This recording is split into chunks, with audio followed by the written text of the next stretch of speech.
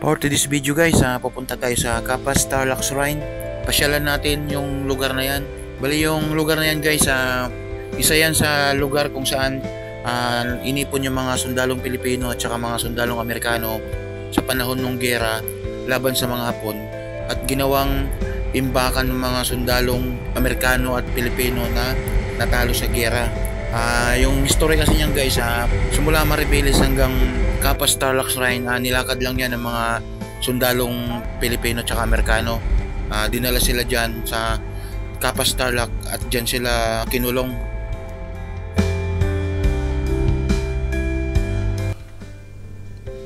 Okay, nandito tayo sa Capas Tarlac sa National Shrine nila. Ito nga palang ano nila, itong shrine nila. Ito nga pala guys, yung history nitong Tarlac na to is anong World War to, bali simula Bataan, yung Death March na tinatawag, yung mga sundalong Pilipino at saka Amerikano nung time nang nagkaroon ng giyera, sumuko yung pwersa ng Pilipino at saka Amerikano. Nung time na yon nagkaroon ng Death March simula Maribeles, Bataan hanggang papuntang Tarlac. Bali libo-libo yung namatay dito, tapos dito sila dinala, kaya nagkaroon ng shrine dito, nilagyan ng shrine. Lahat ng mga sundalong nahuli nung panahon ng World War II, bali dito dinala sa Tarlac.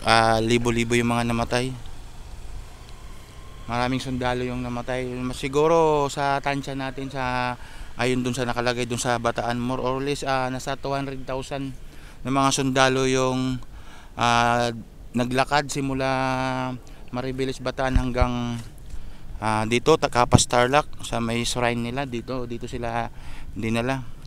Bali nung time na yon, yung iba marami nang hindi nakayanan dahil sa gutom, pagod, tsaka uhaw. Yung iba namamatay na lang sa kalsada simula nung maglakad sila, yung tinawag natin Death March. Libo-libong namatay ng mga sundalo, kaya ito yung parang ginawang alaala ng mga para sa mga nagbuwis ng buhay nung time nung World War II. Kaya dito tayo ngayon, tingnan natin kung anong meron dito. Bali itong ano nila, atong shrine nila, napakataas. Try natin mamaya, paliparin natin ang drone kung pwede, kasi may nakita ko dito nag-content din dito, nakapagpalipad siya ng drone. Tapos wala naman akong nakitang sign dito sa tungkol sa pagpapalipad ng drone. Wala namang pinagbawal siguro dito, walang nakalagay na rules kung pwede bang palipad o hindi, lang nakalagay. Ayan, haba. Tingnan natin, lapitan natin doon sa mismong shrine nila kung ano meron doon. Tingnan natin, lapit tayo doon, tapos tingnan natin yung mga sundalo dito, yung mga pangalan na nung time na yung mga nagbuwis ng buhay dito sa Capas, sa Death March nung time ng World War II. Ito yung mga nakalagay dito.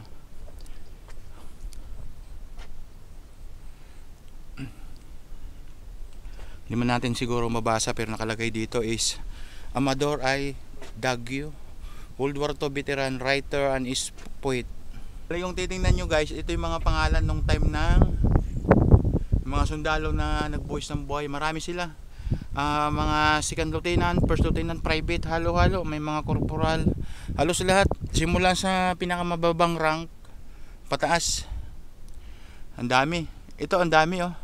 Kasi dito guys, karamihan dito nung time nung World War II, nung nagkaroon ng giyera, nag-activate ngayon yung government ng Pilipinas tsaka yung government ng US, nag-activate sila, pinagsama lahat ng pwersa.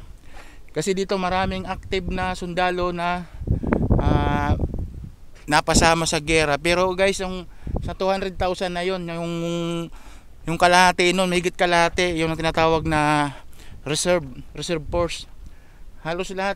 Ilan yung mas marami yung reserve force na napasama dito kasi nung time na yon kulang yung pwersa ng Amerikano tsaka yung Pilipino, kaya nag-activate sila ng mga reserve force. Kaya halos lahat dito, lagpas kalahati ng mga Pilipino dito is galing sa reserve force. Ito ang dami, kung titingnan nyo dito guys, napakarami. Hindi na natin may isa-isa to, libo-libo to. Ayun nandun sa may dulo hanggang doon paikot, yung pader na yan hanggang doon paikot sila, ang dami. Ito yung mga, kung titingnan natin isa-isa, hindi natin, kung babasahin natin to baka isang buwan di pa natin tapos basahin to dahil napakarami to guys. Napakarami nito, tingnan nyo yung mga pangalan, dikit-dikit yan, napakarami. Ayan hanggang doon sa may dulo paikot yung pader na yan. Nandyan lahat yung mga nakalista dyan, yung mga nagbuwis ng buhay natin ng mga Pilipino, mga sundalo. Pinagsama to guys, yung American soldier tsaka yung Filipino soldier, yung regular at tsaka reserve force, pinagsama nung time nang nagkaroon tayo ng World War II. Yung pinasok tayo nung Hapon, sinakop yung Pilipinas, kaya nag-activate ngayon yung government natin, kaya napakaraming nagbuwis ng buhay dito. Ito sila guys, itingnan natin, ikutin natin kahit papiyawan lang natin tong mga pangalan nila. Hindi man natin maisa-isa to, papiyawan natin yung mga pangalan, at least pinakita natin kung gaano karami ng mga sundalo natin tsaka yung mga Amerikang sundalo na nagbuwis ng buhay dito sa atin sa Pilipinas nung time na pinasok tayo ng mga Hapon. Guys, napakalawak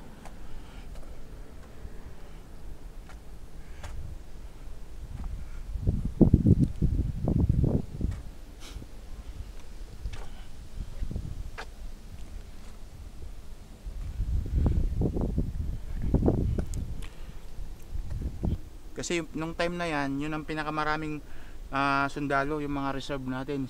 Kaya hindi nyo pwedeng sabihin na reservists lang yan, napakalit ng yung iba kasi maliit yung tingin sa mga reservists. Pero sa totoo lang guys, sa oras ng kagipitan, reserve force yung number 1 na tinatawag sa atin nung government natin kapag magkaroon ng malaking problema na pang seguridad, national na seguridad na, maraming kukunin yan yung mga reserve force, kasi yun ang pinakamaraming pwersa ng military, reserve force.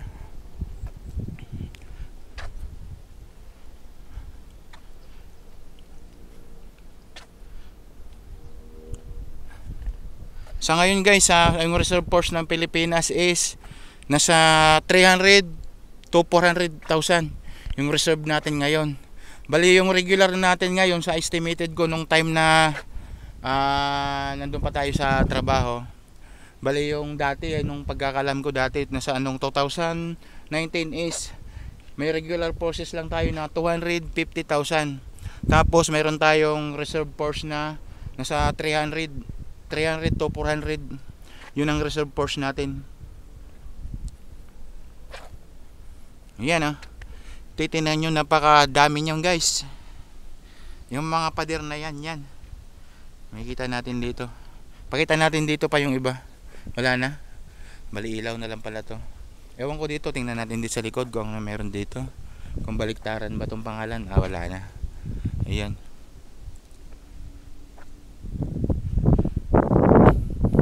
Tapos lapit tayo doon sa may mismong dambana.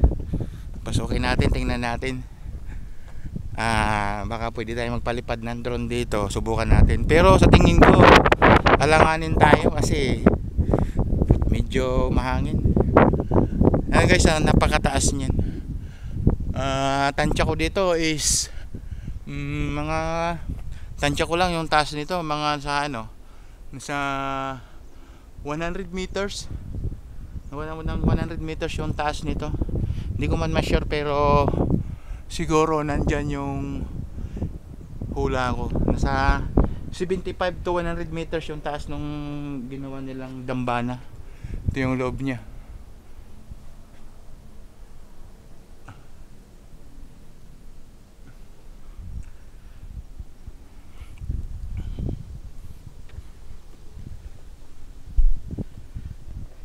Ito ay nakalagay dito, Kapas Concentration Camp. Bali likod kasi nito guys, Camp O'Donnell. Diyan na ngayon nakabase yung mga ibang unit natin dyan sa Philippine Army.